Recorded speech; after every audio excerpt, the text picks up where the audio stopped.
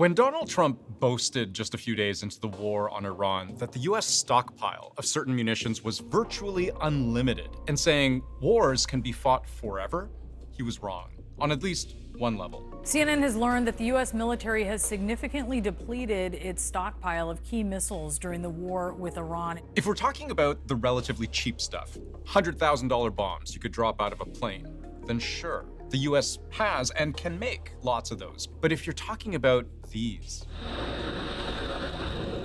as in the expensive precision munitions that cost millions of dollars a shot because they can hit things thousands of kilometers away, then no, wars cannot be fought forever. The US burned through $5 billion worth of such munitions in just the first 2 days of the war.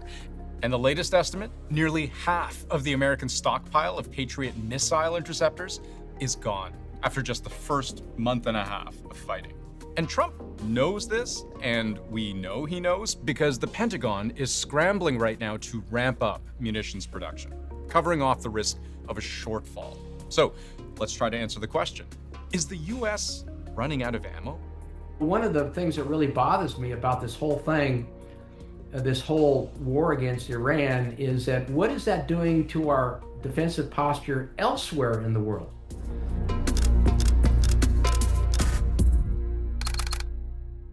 Now, crucial in all of this is understanding that the US doesn't fight wars the way most other countries do. It's not trying to win long, drawn-out fights like a boxer trying to win on points. It's trying to win quickly by knockout. Iranian television showing massive craters, plumes of smoke and debris scattered throughout Tehran. We're winning decisively with brutal efficiency, total air dominance, and an unbreakable will to accomplish the president's objectives. The United States strategy in warfare has been less a war of attrition and one of shock and awe. This is where Trump's exquisite class of weaponry, as he likes to call it, comes in. That's a bit of Pentagon slang for cream of the crop munitions that can cost millions of dollars each, but that the US has burned through at a staggering pace. This is a Tomahawk missile designed for long range, slow, stealthy, flies low to avoid enemy radar. The cost of just one of these, about $2.6 million. Before the start of the war on Iran, the US was estimated to have about 3,100 of them.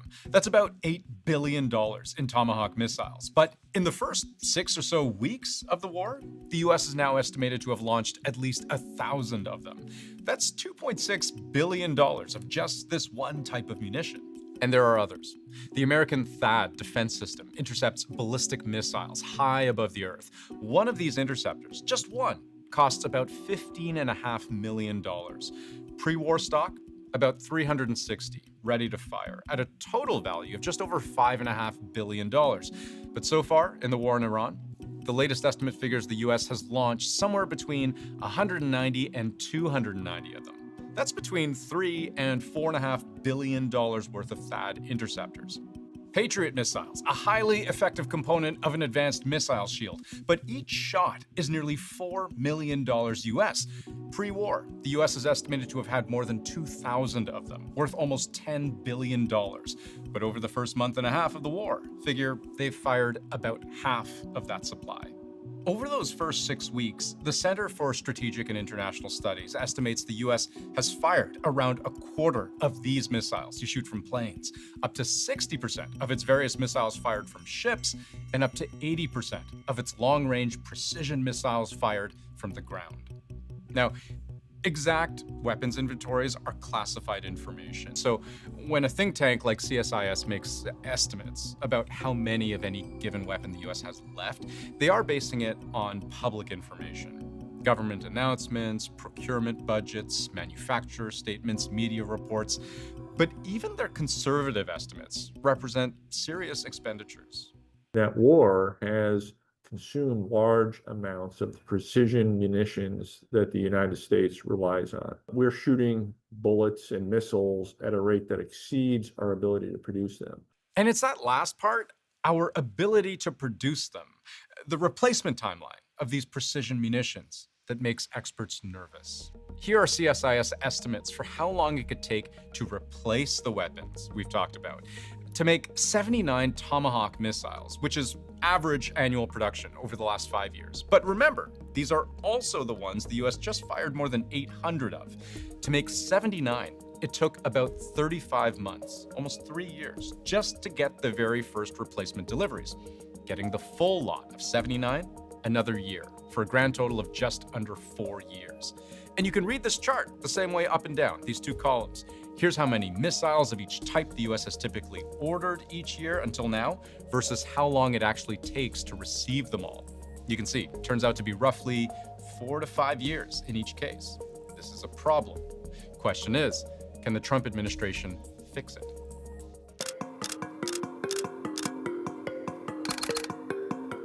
The US government has known since well before the start of the war in the Middle East that its weapon stockpiles needed attention. From July last year, the Department of Defense was getting cold on Ukraine. It was rigorously examining and adapting its approach to supporting them in the war while nodding to this other pressure, preserving US forces' readiness for administration defense priorities.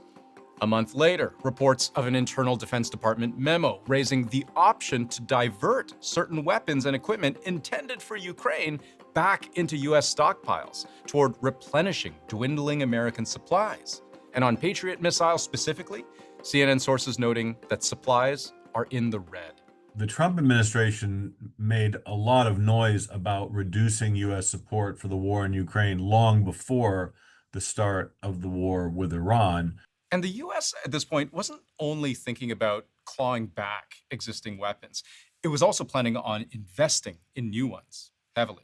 The president says he wants to rebuild America's military, $150 billion in the big, beautiful bill. When Congress approved an extra $150 billion in defense spending last summer, one of the key line items, $25 billion for munitions. The total budget for the Department of Defense last year, more than $1 trillion. In this coming fiscal, the budget proposal is even higher. Total defense spending, $1.5 trillion, with a huge chunk of that, $350 billion, earmarked for munitions. We're asking for a lot of reasons beyond even what we're talking about in Iran, munitions in particular. At the high end, we have a lot, but we're preserving it. It's a small price to pay to make sure that we stay tippy-top. So, is it a small price? I don't know. But it's certainly not a small operation, because when you're a battalion commander and you need to rearm your Patriot launchers, you don't just go to the missile store and sweep a bunch of interceptors into your shopping cart and go to the self-checkout. You need to actually help the missile store manufacture these things, building out and expanding production lines, establishing supply chains. And that is exactly what the Pentagon is doing. It's just reached framework agreements with BAE Systems, Lockheed, and Honeywell to put the US military on a wartime footing. So, the same company that makes these GPS satellites will pump out supersonic ballistic precision strike missiles. The company that makes drive systems for these electric buses will quadruple production of these $15 million THAAD interceptors. And the company that makes these thermostats, they'll surge production of the steering actuators that make missiles work. It is a major effort to shore up a shortfall. There's just one problem. Even if you had the materials and even if you had available slack capacity in the manufacturing facilities, you still need additional people to operate those facilities and to turn out the weapons. None of those things exist. Yes, the US industrial base is not a light switch. If you think from the point of view of these companies, when you're waiting through long periods of peace, you optimize for that. You're not bracing indefinitely for full wartime surge capacity. So when war hits, you get the call, you need a workforce. You need training for that workforce. You need to figure out contracts, logistics, and how to spool up the size of your operation very quickly and many times over. Without high confidence that the U.S. government would buy those weapons, they are not inclined to expand manufacturing capacity, which is not so unreasonable for any company. So making replacement weapons takes time. But what if, while you're rebuilding, another war breaks out with a much more menacing adversary?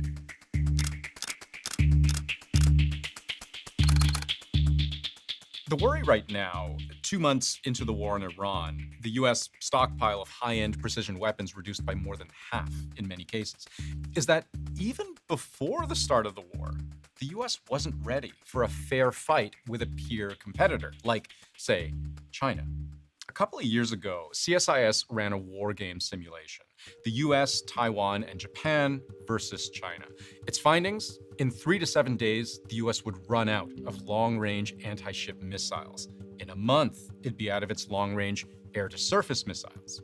Another deep analysis, this one by the Heritage Foundation think tank, found the same kind of war would impose on the US 2 distinct phases of Operation Failure, with an initial stock depletion in the first 25 days, followed by a protracted collapse through day 120. And I'll just read you this whole section right here. This cascading failure means US forces will almost certainly be forced to enter the main phase of combat around day 30 in a logistically degraded state, ultimately leading to systemic operational failure as platform losses, fuel bottlenecks, and munitions demand converge. The concern is a conflict with China because that would use up missiles, both the ground attack and the air missile defense, at a much greater rate than we're seeing in the Middle East. It's not going to run out of munitions completely, but it's going to run out of what you might call preferred munitions. The point of all this being, not that the US is in danger of running out of weapons against Iran. Nobody thinks that. And just to be clear, there's also not really any indication that a country like China sees such a vulnerability here that it's going to launch some kind of all-out attack. There are just too many other considerations for that, besides how many tomahawks the US has. But the US is bearing a weakness. If the perception takes hold that the US isn't a bottomless well of might, that it can't wage unlimited war, that it is stretched, then that sends a country like China a murky message about how it can project power in provocative ways. China has launched its most extensive and closest military drills around Taiwan. The Chinese war games are simulating the seizure and blockade of key parts of Taiwan, which Beijing claims as its own territory. There's this window of vulnerability in the Western Pacific because of inventory depletion. China's been very clear that they intend to reunify Taiwan, but when and how has been a debate. As one of the experts we spoke to for this story put it, a country that can regenerate combat power quickly is a country that is dangerous to fight over time.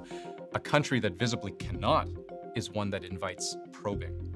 So if you're Russia, China, North Korea, right, the traditional named adversaries, and the United States is engaged in a short war, and it has depleted its munition stocks, right, you might scratch your head and go, is this a strategic opportunity that we can take advantage of? What this means is that when the war on Iran ends, it doesn't really end.